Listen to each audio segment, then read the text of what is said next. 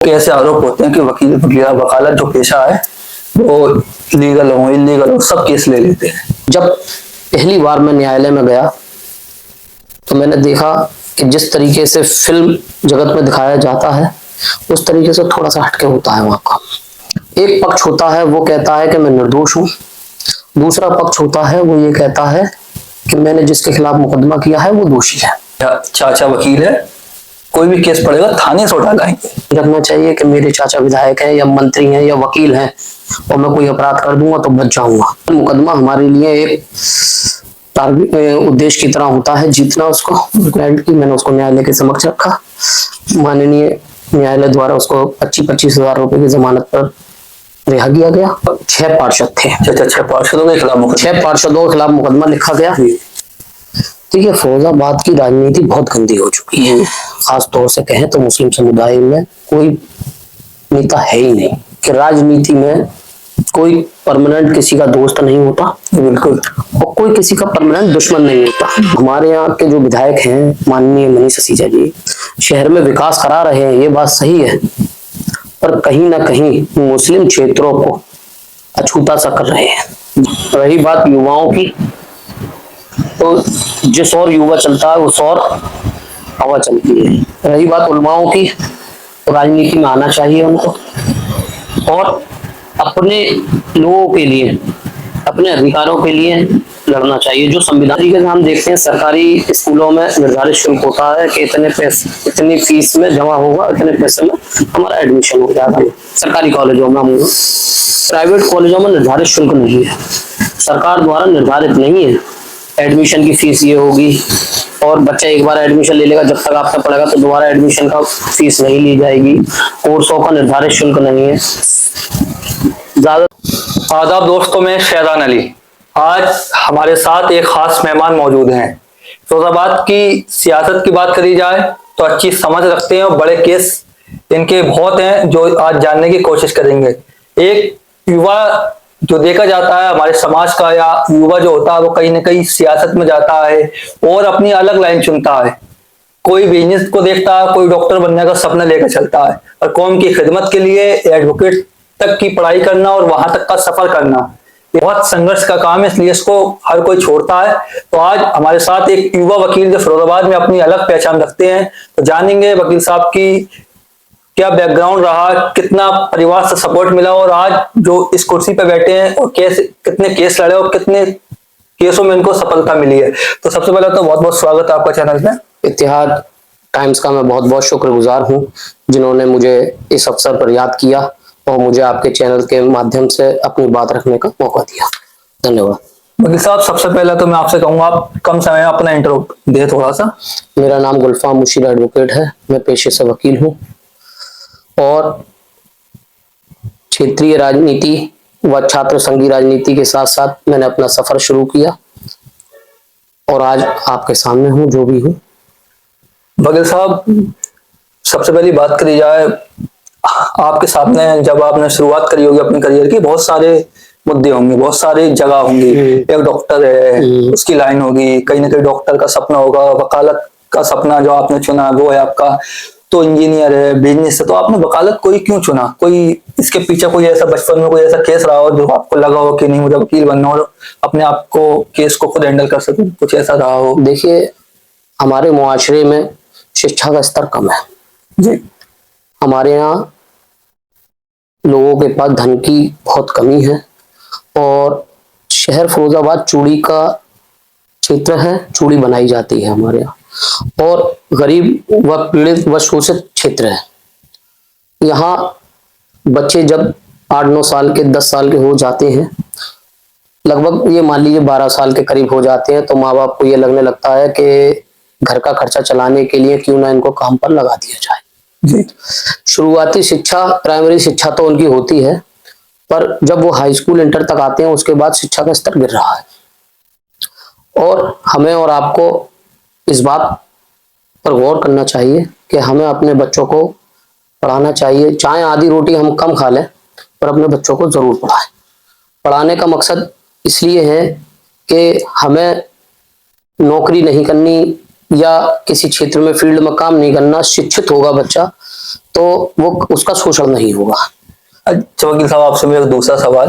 अब यहाँ पर आ जाते हैं, आप वकील बन चुके हैं। जी पहली बार जब कोर्ट में किसी केस के लिए खड़े हुए जी। तो कैसा आपका मनोबल था, क्या रहा पूरा, कैसा आपने फेस किया पहली बार में कोर्ट में खड़े हुए? देखिए, वकालत एक बड़ा टफ पेशा है और निरंतर अभ्यास का पेशा है। जिस तरीके से डॉक्टरी के पेशे में निरंतर अभ्यास करना है, पढ़ना है और जानकारियां हासिल करना है, दवाओं के बारे में जानकारी हासिल करना है, इसी तरीके से कानून के बारे में भी दिन प्रतिदिन पढ़ना पड़ेगा आपको। शिक्षा, उसकी गाइडलाइंस माननीय उच्च न्यायालय सुप्रीम कोर्ट की नजीरें भी पढ़ना पड़ेंगी और कानून के बारे में जानकारियां हासिल करनी पड़ेंगी। हमें ये देखना इसलिए जरूरी हो जाता है क्योंकि कानून बहुत टफ पेशा है। और जब पहली बार मैं न्यायालय में गया तो मैंने देखा कि जिस तरीके से फिल्म जगत में दिखाया जाता है उस तरीके से थोड़ा सा हटके होता है वहां का। अदालतों में न्यायालय के सामने अपनी बात रखना, किस तरीके से बात रखी जाए, ये बहुत अहम विषय है। हमारे गुरु आदरणीय अब्दुल सलाम साहब ने मुझे वकालत सिखाई है, वो मेरे गुरु हैं। उन्होंने मुझे सिखाया कि वकालत के अंदर आपको क्या बोलना है ये इम्पोर्टेंट नहीं है, क्या नहीं बोलना है ये बहुत इंपॉर्टेंट है। किस चीज से आपके क्लाइंट को फायदा हो रहा है और किस चीज से नुकसान हो रहा है, ये चीजें आपको देखना बहुत जरूरी है। अच्छा वकील साहब, एक सवाल और। जब इंसान वकील बनता है, कोई बंदा, कोई युवा वकील होता है, तो उसकी एक थिंकिंग होती है, एक सोच होती है कि हर केस को जीतना। अब कहीं ना कहीं लोगों के ऐसे आरोप होते हैं कि वकालत जो पेशा है वो लीगल हो इलीगल हो सब केस ले लेते हैं। इलीगल केस को वकील साहब कैसे देखते हैं? कि आपके लाइफ में कोई ऐसा आया हो? देखिए, जब मुकदमा लिखा जाता है तो दो पक्ष होते हैं। एक पक्ष होता है वो कहता है कि मैं निर्दोष हूं, दूसरा पक्ष होता है वो ये कहता है कि मैंने जिसके खिलाफ मुकदमा किया है वो दोषी है। अब हम या कोई भी वकील, पहली बार में हमें ये पता अंदाजा नहीं लगाया जा सकता कि कौन आदमी दोषी है और कौन निर्दोष है। ये चीजें मुकदमे का जब ट्रायल चलता है, मुकदमों में जब साक्ष्य आते हैं, न्यायालय में परीक्षित होते हैं, न्यायालय के समक्ष तमाम एविडेंस रखे जाते हैं और जब जजमेंट होता है उसके बाद ही साबित हो सकता है कौन सही है और कौन गलत है। इस चीज का हम शुरुआत में ही अगर ये बात कह दें कि ये पक्ष गलत है तो ये कहना गलत होगा। अच्छा वकील साहब, एक चीज और, कहीं ना कहीं लगता है वकालत की जिस तरीके से वीडियो इंस्टाग्राम पर वायरल होती है कि चाचा वकील है, कोई भी केस पड़ेगा थाने से उठा लाएंगे, तो ये वाली बात है कहना जो वकालत के वकील साहब के मिलने वाले लोग होते हैं, किस कहां तक सही है? देखिए, मैं एक चीज आपको बता दूं, कानून सबके लिए बराबर है जी। चाहे मैं हूं या आप हो या कोई भी हो, विधायक हो, मंत्री हो या कोई भी हो, कानून का जब हम उल्लंघन करेंगे तो कानून के उल्लंघन के लिए पनिशमेंट बनाया गया है जी। न्यायालयों द्वारा उसे दंडित किया जाता है। समझे? ये भ्रम आदमी को नहीं रखना चाहिए कि मेरे चाचा विधायक हैं या मंत्री हैं या वकील हैं और मैं कोई अपराध कर दूंगा तो बच जाऊंगा। कानून का शिकंजा बहुत मजबूत होता है। अदालतों में मैंने अक्सर देखा है कि बड़े बड़े विधायक और मंत्री, MP, MLA, डॉक्टर, कभी कभी तो वकील भी जब कानूनी शिकंजे में फंस जाते हैं तो उनको न्यायालय के समक्ष आत्मसमर्पण करना पड़ता है। वकील साहब, मैं अब आपसे सीधे आपके पास आऊंगा। आप एक युवा वकील हैं, युवा वकील के तौर पर आपने अभी तक की अपनी वकालत में क्या अचीव किया और कैसे केस है? कोई एक आध ऐसे केस के बारे में बताइए जो तो कुछ आकर्षित हो, जिसमें समाज को कुछ सीखने को मिले। कुछ ऐसे केस हो जिसमें आपको लगा हो रात दिन मेहनत करनी पड़ी हो और आपको ऐसा लगा हो कि ये केस जीतना मेरे लिए बहुत इंपॉर्टेंट है और ये केस मैं जीतूंगा तो मेरी एक अलग पहचान बनेगी और ये हक के साथ मैं अपने खड़ा हो सकूंगा। देखिए, वैसे तो मुकदमे तमाम साथ हैं बिल्कुल, और बहुत हर मुकदमा हमारे लिए एक टारगेट उद्देश्य की तरह होता है, जीतना उसको। बिल्कुल। और कोशिश हम यही करते हैं कि हर मुकदमे को जीता जाए। जी। अभी फिलहाल में ही थाना उत्तर के अंदर, अपने शहर फिरोजाबाद के अंदर एक थाना उत्तर है, उसमें एक मुकदमा अपराध संख्या 446/25 दर्ज होता है अज्ञात में। जी। उसमें ये आरोप वादी द्वारा लगाया जाता है कि एक अज्ञात व्यक्ति ने मुर्गे के पंखों को पुल के ऊपर से फेंका था। जो कावड़ियों पर, हमारे जो धार्मिक कावड़िए होते हैं, जी। धार्मिक ग्रंथ के अनुसार निकलते हैं, धर्म के अनुसार, उन कावड़ियों पर फेंके गए थे। जी। उसमें मुकदमा लिखने के बाद गिरफ्तारी होती है। गिरफ्तारी के बाद उस क्लाइंट की तरफ से मैंने बेल लगाई थी। जो कानूनी बातें थी उसके फायदे की थी मेरे क्लाइंट की, मैंने उसको न्यायालय के समक्ष रखा। माननीय न्यायालय द्वारा उसको 25-25 हजार रुपए की जमानत पर रिहा किया गया। अब उसमें चार्जशीट आना बाकी है। जब चार्जशीट आ जाएगी तो उसमें साक्ष्य के आधारों पर मुकदमा लड़ा जाएगा और फिर देखते हैं। अच्छा, कोई और एक आध ऐसा आकर्षित केस जो और लगा हो आपको?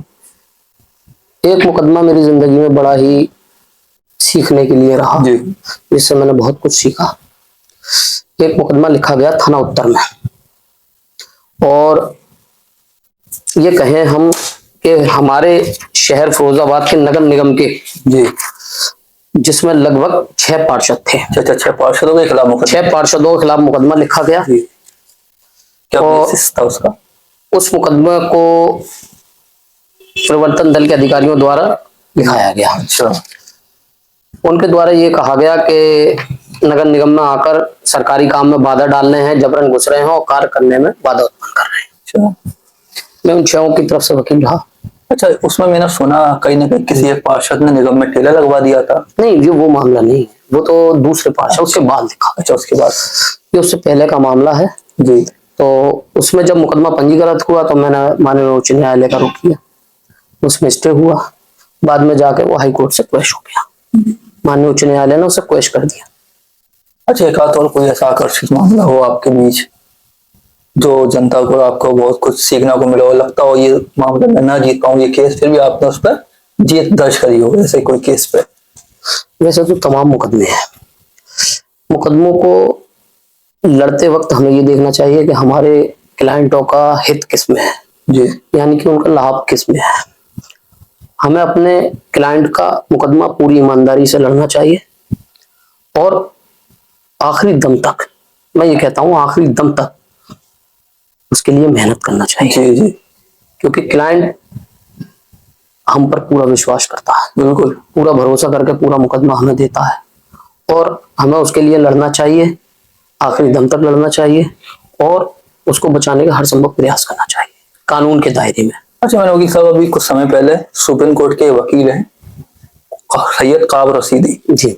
उनकी मैंने एक वीडियो देखी, शायद वो सच पे एक आधारित वीडियो है। तो उसमें कहा गया वकील जो होता है ना, उसको समाज के लोग न जाने किस नजर से देखते हैं। कहते हैं ये किस, मैं वो अल्फाज यूज नहीं कर रहे हैं यहाँ पर, आप समझ रहे होंगे तो कैसा कहने वाले व्यक्ति, कुछ ऐसे अल्फाज थे उनके। ऐसे एक वकील जो रात दिन मेहनत करता है एक केस के लिए, कभी कभी देखा जाता है रात के 2 बज रहे हैं, घर में सब सो रहे हैं और वकील उस केस को पढ़ रहा है, वेरीफाई कर रहा है, कैसे मुझे सुबह न्यायालय में पेश करना है, किस तरीके से बात को रखना है। इस तरीके आरोप प्रत्यारोप जो लगते हैं उस पर आपकी क्या राय हो? देखिए, कौन आदमी क्या सोचता है इससे हमें फर्क नहीं पड़ता।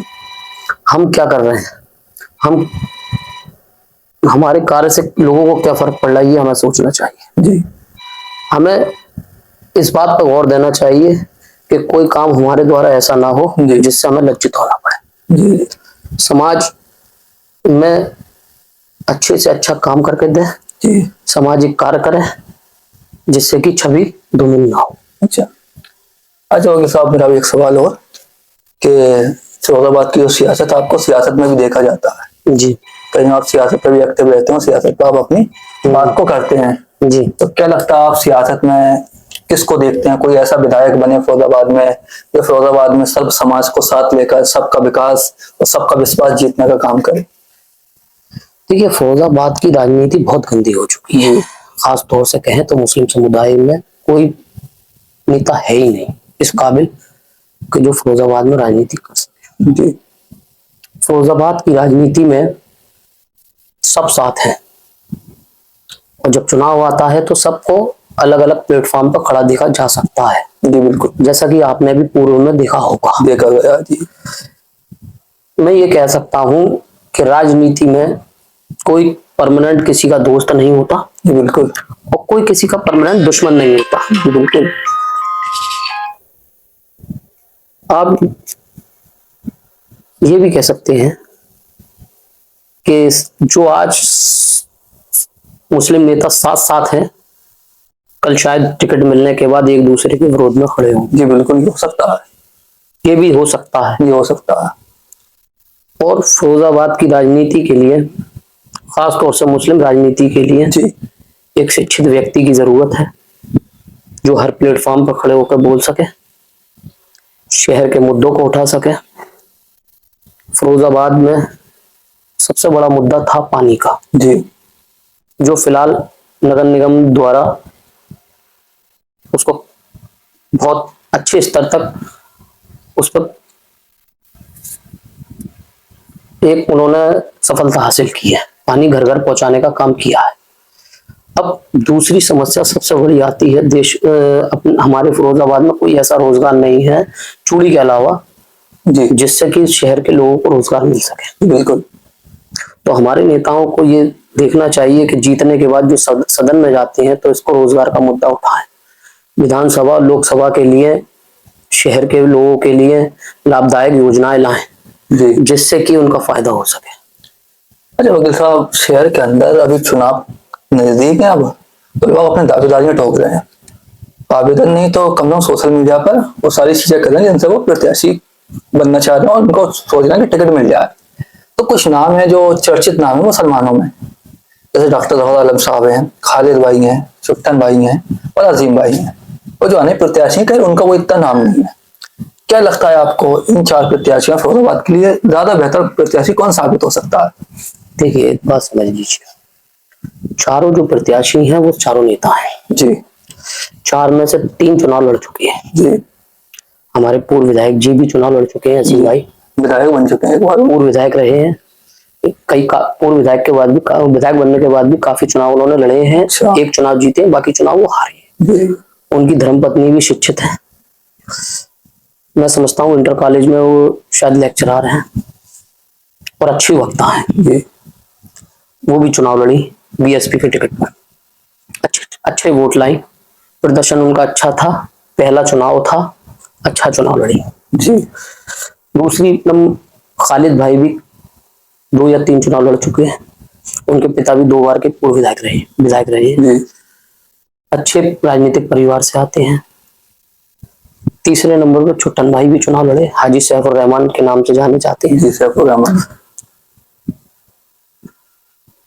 अच्छी पकड़ है उनकी क्षेत्र में। जी लोगों के दुख सुख में शामिल भी होते हैं। जब भी किसी व्यक्ति से मिलते हैं तो ऐसा लगता है कि कोई अपना, उनका अपना ही है, अपना करीबी मिल रहा है, अपना करीबी।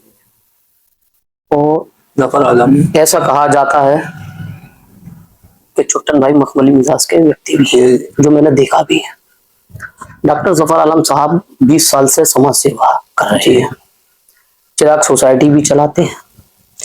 मैंने देखा है, बहुत करीब से देखा है उनको भी, कि उन्होंने काफी बच्चों को जो अपने घरों से गुम हो जाते हैं, बिछड़ जाते हैं, उनके लिए मेहनत करते हुए उन्होंने उनके परिवारों से मिलवाया भी है। बहुत बड़ा काम करा, बहुत बड़ा काम है।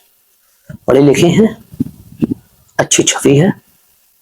दूसरी बात, अपनी एक चिराग सोसाइटी के नाम से एक एनजीओ भी चलाते हैं और शहर को उन्होंने बहुत कुछ दिया भी है। अरे वकील साहब, अब मैं एक सवाल और करूं, जैसे क्या लगता है जो मौजूदा विधायक है उनका विकास आपको कैसा लगता है, कहाँ तक है? देखिए हमारे यहाँ के जो विधायक हैं, माननीय मनीष सिसोदिया जी, एक अच्छे नेता हैं, राजनीति में अच्छी पकड़ है उनकी। भारतीय जनता पार्टी में फिरोजाबाद जिले में सबसे उच्च दर्जे के नेता हैं आज तक के रिकॉर्ड में। जी विकास कार्य के नाम से वो जाने जाते हैं, काम ही उनकी पहचान रही है। नगर पालिका में कई बार चेयरमैन भी रहे, उन्होंने बहुत जमीनी स्तर से काम भी किया। केस उनका ऐसा वो, पर जब वो चेयरमैन थे और आज वो विधायक है, उसमें एक परिवर्तन आया है। जब वो चेयरमैन थे तो जमीनी स्तर पर काम करते थे, लोग देखे जाते थे, देखे आज भी जाते हैं, और वो जमीनी स्तर का काम उनका हौले हौले कम होता जा रहा है। शहर में विकास करा रहे हैं, ये बात सही है, पर कहीं ना कहीं मुस्लिम क्षेत्रों को अछूता सा कर रहे हैं। जी आपको देखना होगा, आपको अब्बास नगर है, हसमत नगर है, दीदामई है, न्यू रामगढ़ है, नहीं रामगढ़ है, काले बाबू का तकिया है, ताड़ वाली बगिया है, कश्मीरी गेट है, चिश्ती नगर है,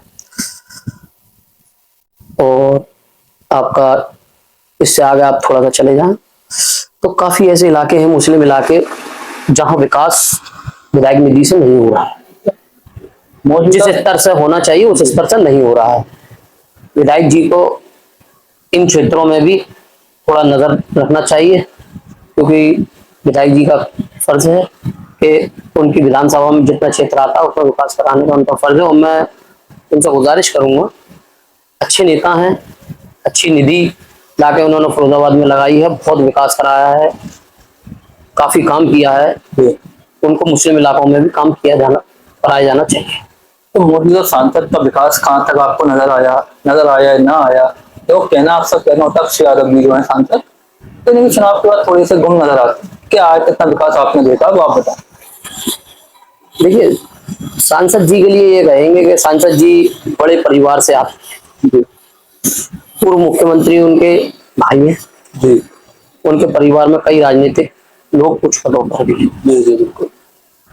फिरोजाबाद की सीट समाजवादी पार्टी का गढ़ कहा जाता है। जी एक बार वो चुनाव भी हारे थे, जिसमें वो ठाकुर विश्वदीप वो चंद्रसेन यादव साहब चुनाव जीते, उनको हरा कर। उनको समय देना चाहिए फिरोजाबाद लोकसभा क्षेत्र में। उसकी वजह यह है, त्योहारों पर, ईद पर वो नदारद दिखते हैं। पिछली काफी ईदें यहाँ से गुजरी हैं जिसमें हमारे सांसद जी ईद मिलन समारोह में ईदगाह पर उपस्थित नहीं हुए। इस ईद पर तो आए थे, उससे पहले की ईदों पर नहीं आए। और रही बात विकास की, तो जिस हिसाब से उनको विकास कराना चाहिए उस हिसाब से विकास नहीं कराया। अरे साहब, अब एक सवाल हो, लास्ट सवाल कर रहा हूँ मैं आपसे। देखिएगा, एक चीज मानी जाती है, तो युवा राजनीति में नहीं आएंगे तो कौम का मुस्तकबिल नहीं बन सकता।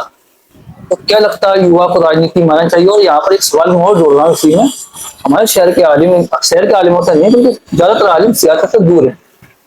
क्या लगता है आलिमों को सियासत में आना और सियासत दूर रहना कितना नुकसानदायक और कितना फायदेमंद हो सकता है? देखिए,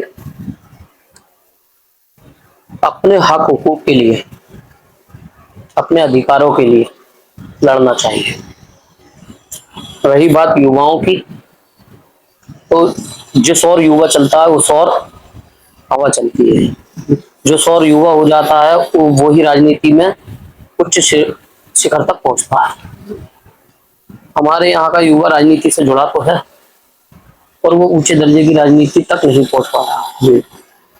ऊंचे दर्जे की राजनीति करने के लिए हमें पहले पढ़ना पड़ेगा, शिक्षा हासिल करनी पड़ेगी, उसके बाद राजनीति में कदम रखना।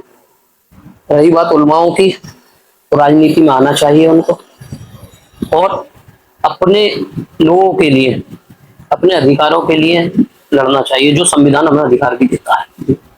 तो साहब, मैं 2 मिनट का टाइम आपसे अलग लूंगा, बस आप शॉर्ट में, बिल्कुल शॉर्ट में तो बातें रख दीजिएगा, ठीक है? आप बताइए, खालिद भाई अजीम भाई में किसकी सियासत ज्यादा ठीक है? खालिद भाई में, अजीम भाई में। देखिए, राजनीति में अपने अपने स्थान पर दोनों ही बेहतर है। क्या अब मैं कहूँगा अजीम भाई में और छुट्टन भाई में क्या लगता है? देखिए, अजीम भाई और छुट्टन भाई के ने आमने सामने चुनाव लड़ा। अजीम भाई ने नहीं लड़ा, अजीम भाई की पत्नी ने लड़ा, साजिया संघवी ने। अब आपके उन्होंने चुनाव लड़ा, छुट्टन भाई उनसे ज्यादा वोट लाए। छुट्टन भाई सपा के टिकट पे लड़े थे, वो बीएसपी के टिकट पे लड़े। छुट्टन भाई का पहला चुनाव था और अजीम भाई काफी चुनाव लड़ चुके थे, फिर भी छुट्टन भाई ज्यादा वोट लाए थे। जफर आलम और खालिद भाई में दोनों ही बेहतर है, दोनों ही मेरे अपने। अच्छा, समाजवादी पार्टी से राजकुमार राठौर और योगेश गर्ग, क्या लगता है इन दोनों में? देखिए, राजकुमार राठौर जी और योगेश गर्ग जी बहुत समय से मेहनत कर रहे हैं। मैं समझता हूँ कि मैं अपने बचपन की बात बताऊं तो मैंने बचपन से उनको सपा से जुड़ा हुआ देखा है और कहीं ना कहीं पार्टी को उनका ख्याल रखना चाहिए। शहर में स्मार्ट मीटर का मुद्दा ये हटने चाहिए या यही होना चाहिए? देखिए, स्मार्ट मीटर का हमारे शहर में ही नहीं पूरे देश में विरोध हो रहा है। स्मार्ट मीटरों के लिए ये कहा जा रहा है कि पहले भुगतान करो और फिर प्रयोग करो। गरीब तबके का क्षेत्र है, लोग प्रतिदिन मजदूरी करके भोजन बनाते हैं और खाते हैं। हमें पुराने जो मीटर थे वही ठीक थे, क्योंकि 1 महीने का बिजली का उपयोग करने के बाद बिल आता था, आदमी आराम से भर देता था, वही ठीक है। इसमें लोगों में समस्याएं भी हैं। बिल अगर नहीं समय से जमा नहीं कर पाते हैं, पहले नहीं जमा कर पाते, तो कहीं ना कहीं कनेक्शन लाइट बिजली काट दी जाती है, जिसमें काफी आदमी को परेशानियों का सामना करना। अच्छा, एक नारा है स्कूलों का, आधी रोटी खाओ, आधी रोटी कम खाओ, बच्चों को पढ़ाओ। ये शिक्षा की बात रोटी पे क्यों आ जाती है? कहीं ना कहीं ऐसा भी तो हो सकता है कि स्कूल के कोर्स के नाम पर, फीस के नाम पर, एडमिशन के नाम पर तो ठगी हो रही है, कहीं ना कहीं बढ़ोतरी है। इसे कम करके वो रोटी पूरी खा लें, पढ़ा भी लें। देखिए, सरकार को इस और बहुत विशेष ध्यान देना होगा। विशेष ध्यान ये देना होगा कि जिस तरीके से हम देखते हैं सरकारी स्कूलों में निर्धारित शुल्क होता है कि इतने पैसे, इतनी फीस में जमा होगा, इतने पैसे में हमारा एडमिशन हो जाता है। सरकारी कॉलेजों में हम, प्राइवेट कॉलेजों में निर्धारित शुल्क नहीं है, सरकार द्वारा निर्धारित नहीं है। एडमिशन की फीस ये होगी, और बच्चा एक बार एडमिशन ले लेगा, जब तक आपका पढ़ेगा तो दोबारा एडमिशन का फीस नहीं ली जाएगी। कोर्सों का निर्धारित शुल्क नहीं है। ज्यादातर मैंने देखा है प्राइवेट स्कूलों में अपने मनमानी तरीके से वो कोर्स बच्चों को देते हैं और अपने मनमानी तरीके से वो उसकी रेटें तय करते हैं। साथ साथ ये भी देखने को मिलता है कि स्कूलों के अंदर प्रत्येक साल कोर्सों को चेंज किया जाता है, जिससे कि आने वाले बच्चे पुरानी किताबों से शिक्षा हासिल नहीं कर सके और स्कूलों पर रोजगार बढ़ सके।